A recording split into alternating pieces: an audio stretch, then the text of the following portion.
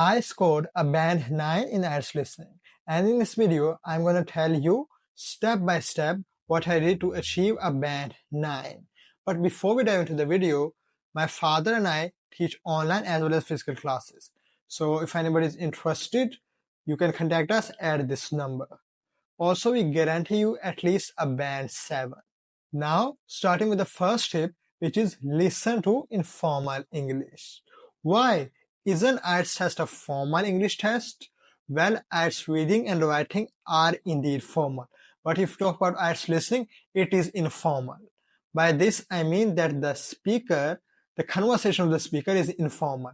The audio that is used is always informal because it is a conversation between two people, and generally when English people have a conversation with each other, they use informal language.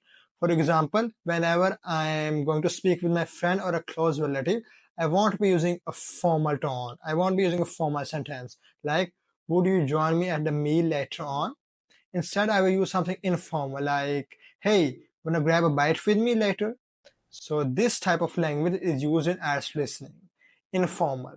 Here students make a mistake of thinking IELTS listening to be too formal and they just focus on the wrong things.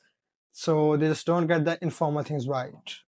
In order to improve your informal language, I would advise you to listen to podcasts because mostly podcasts are informal. Besides that, you can listen to news channels like BBC. The tone there is also informal. Next, you should be able to know the meaning of an unknown word from the context. Even though IELTS listening is informal, there are some words that might be formal, and you need to know the meaning of them as they might be the answers. Who knows? So in order to know the meaning of difficult words, you need to carefully look at the context and try to understand that word's meaning. Just like in this example, the politician seemed to obfuscate the true details of the statement. Now, obfuscate is quite a difficult word. Most people won't know the meaning of this. But if you look at the sentence, by the word true details and the reputation of the politician, somebody can easily guess the meaning of this word. That is making something unclear or hiding it. This way, you will get the meaning of difficult words from the context. You should practice it. Furthermore, you need to know how to tackle MCQs because they will definitely appear in a paper, especially the long ones, because they are quite difficult and examiners try to confuse students with these MCQs. So when you see these MCQs, the first thing you need to do is read the question. Don't read it extremely carefully. Don't spend too much time. Just skim through it. Skim, underline the major keywords, then move on towards the three options. Skim and underline the major keywords there. Also try to avoid distractors. This is a favorite part of the examiners, the test makers, that they try to give distractors. Now let me explain it with an example. Here in MCQ number 22, Jack and Emma agreed the main advantage of their present experiment is that it can be option A, described very easily, option B, carried out inside the laboratory, option C, completed in the time available. Now, in order to distract the student from the right answer, the speaker might say, Jack thinks that the main advantage of this present experiment is that it is carried out in the laboratory. But Emma thinks that the main advantage is that it is described very easily. Now, after saying this, the speaker will say, however, after some discussion, Jack and Emma both agree that the main advantage is that it can be completed in the time available.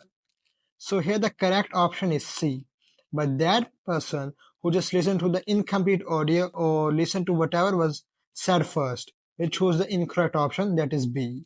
So my tip here would be to completely listen to the audio, the MCQ, and then choose your answer. Okay, so you should be beware of paraphrasing as well because the answers won't contain the same words. They will be paraphrased or synonyms will be used. Just like in this MCQ. In MCQ number 24, the option A says it fails to cover recent advances in seed science.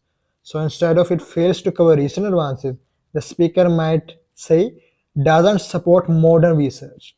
It has the exact same meaning. Option B, the content is irrelevant for them. Instead of irrelevant, You can say, the speaker can say of no use or has no relationship with them. The option C, its focus is very theoretical.